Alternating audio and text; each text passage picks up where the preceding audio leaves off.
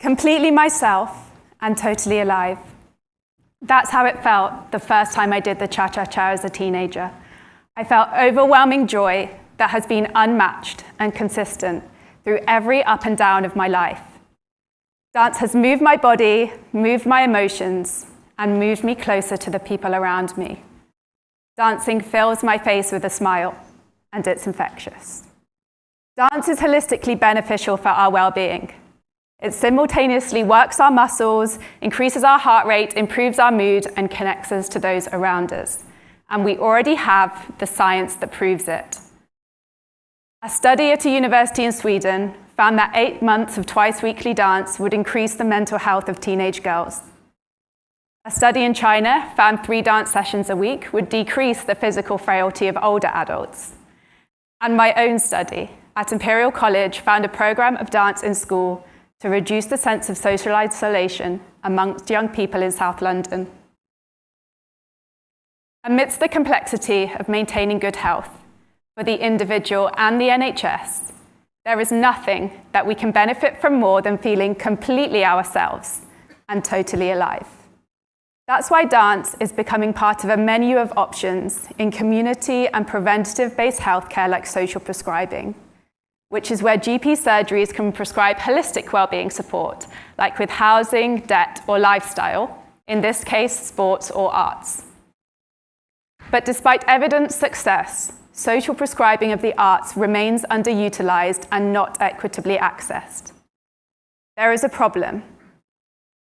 For many out there, dance is not so easy to waltz into as it was for me. When have you danced? At the school disco, in a nightclub, at a wedding, or in the passenger seat when your favorite song comes on? Or maybe you haven't. Perhaps you can't see the teacher demonstrate, hear the music, climb the stairs to the venue, classes are too expensive, or simply you believe that you have 2 left feet, and so dance is not for you. To really reap the well-being rewards provided by dance, and even other sports and arts, we must make it possible to access them. I'm a ballroom dance teacher and a designer at the Institute for Global Health Innovation, where I work on projects that try to ensure that everyone in our community has equitable access to healthcare. When the first National Let's Dance Day was held earlier this year to get the nation dancing for its well-being benefit, my worlds collided, and I ran a dance class for people who are blind to genuinely open dance to people to whom it might usually be inaccessible. After the class, I asked the dancers how they had found it, and one of them told me, "I loved how you made the class accessible, but I've danced a lot, and blind classes are always too easy. I have to make a trade-off between an appropriately leveled class and the pain that it causes me to access it." That got me thinking. Why should anyone have to choose between an enjoyable activity and an accessible one? Why should it be that if you are blind, have dementia, Parkinson's, a learning disability, or any other unique need, you should be confined to a specific class? Can we not make all dancing accessible to you? Inclusion is not just about opening the door. It's about making sure that when you walk in, the room truly holds space for you. We see examples of this all around us in everyday life, like revolving doors at building entrances. They're inaccessible if you're in a wheelchair or for anyone with limited strength. So often there's a side swing door with a push button. But I've never really felt like this was inclusive. As designers, we can do better and elegantly design one door that will allow everyone in.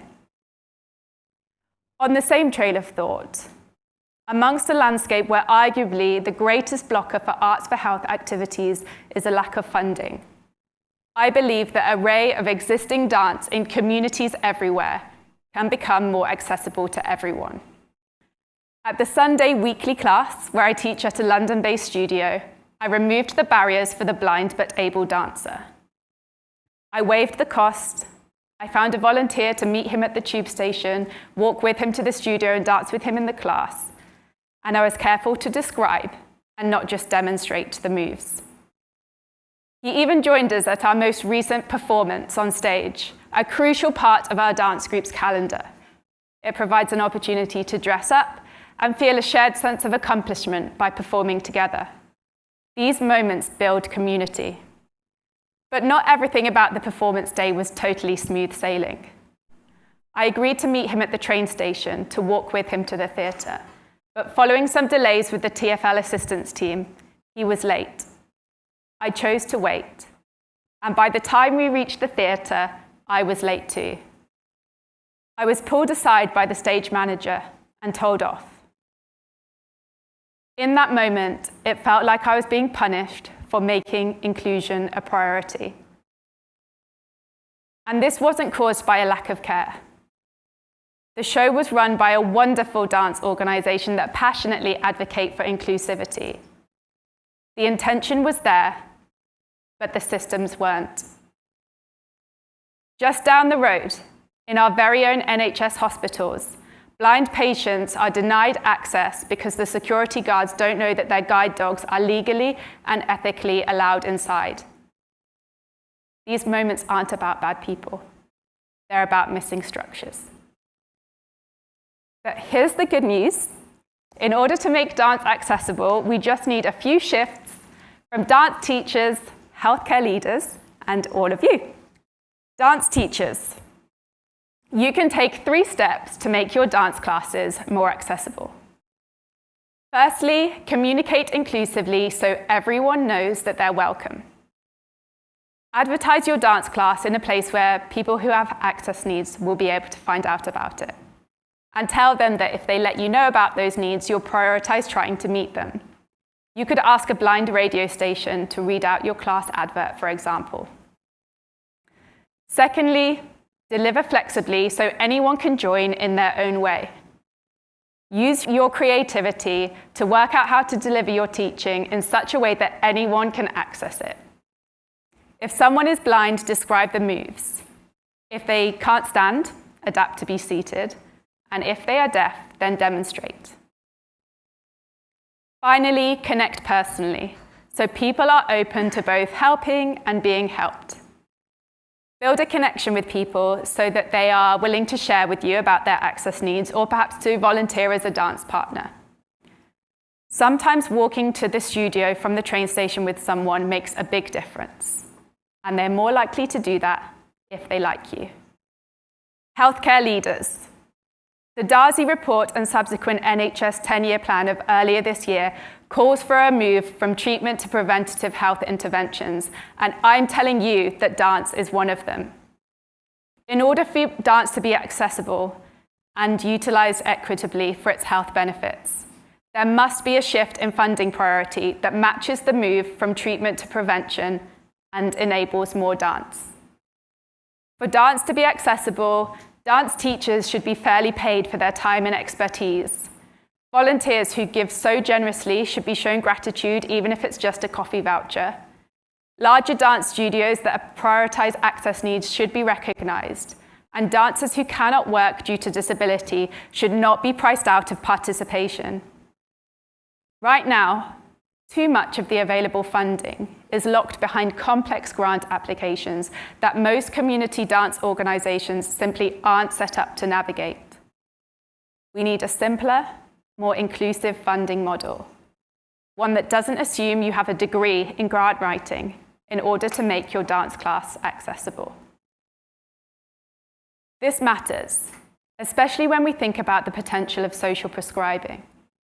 In a survey earlier this year of 400 social prescribers, it was found that the arts are one of the least commonly prescribed activities.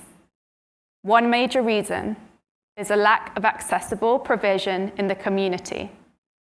Another reason is more personal and more human. If you've never seen someone's face light up in a dance class or never felt the joy of dance yourself, you are, of course, less likely to passionately advocate for your patients to give it a go. So here is where all of you come in.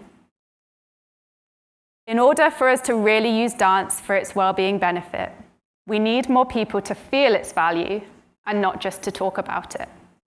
So everyone, let's dance. Dance with your children, with your friends in a nightclub, your partner at a wedding, or on your own in the kitchen when you're waiting for the kettle to boil. Be the first one to dance so that someone else knows that they can too. Drive someone to a dance class, or simply be the person to hit play and turn up the music. Every little counts. Movement is medicine, but only if we use it. After the performance with the blind dancer, I walked back to the train station with him. He told me about how he used to fall a lot because he couldn't see uneven ground, but he believed dancing had strengthened his muscles, made him more spatially aware, faster to react, and falling had become less common. This is what's possible if inclusion is prioritized. When we prioritize accessibility, we get closer to everyone having the chance to dance. Or perhaps it's not dance. It's a team sport, a run club, jiu-jitsu. It's any of these collective movements that enable us to feel completely ourselves and totally alive. So when the music comes on, just get up and dance. And if you can't get up, just dance.